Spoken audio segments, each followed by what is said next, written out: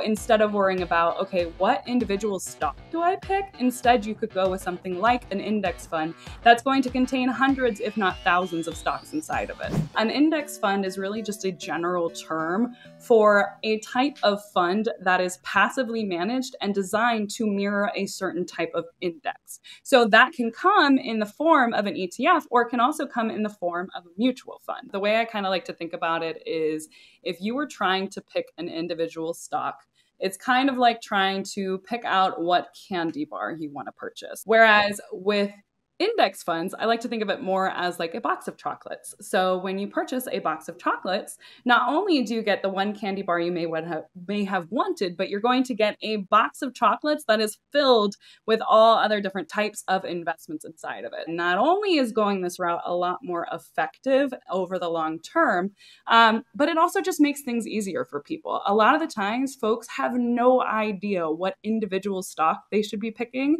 and it's really a crapshoot even for people who have been studying the stock market for decades upon decades. So instead of worrying about, okay, what individual stock do I pick? Instead, you could go with something like an index fund that's going to contain hundreds, if not thousands, of stocks inside of it. Diversification is obviously a tenet of the market. So index funds can sometimes add that for folks. What do you say to someone that says, hey, I'd like a professional or an expert to actively manage versus, having a lazy or a do-it-yourself approach? Why not at least spend a little bit of time educating yourself so that you actually know what your financial advisor or CFP is doing for you? What you'll find is that there are a lot of good financial advisors out there, and there's a lot of bad financial advisors out there. And in order to protect yourself and make sure that your advisor is working in your best interests, number one, make sure they're a fiduciary. But number two, spending a little bit of time just kind of understanding the basics is going to help you to make sure that your financial advisor is actually doing things the way that you want them to be doing things.